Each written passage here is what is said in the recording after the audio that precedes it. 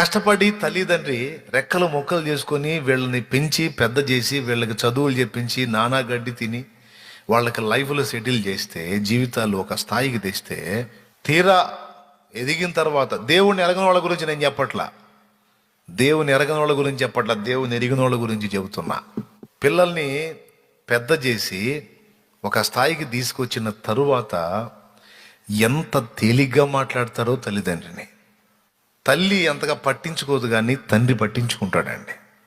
పెద్దవాడయ్యాడు నా కొడుకు జ్ఞానవంతుడయ్యాడు అని తండ్రి ఎప్పుడు అనుకుంటాడో తెలుసా?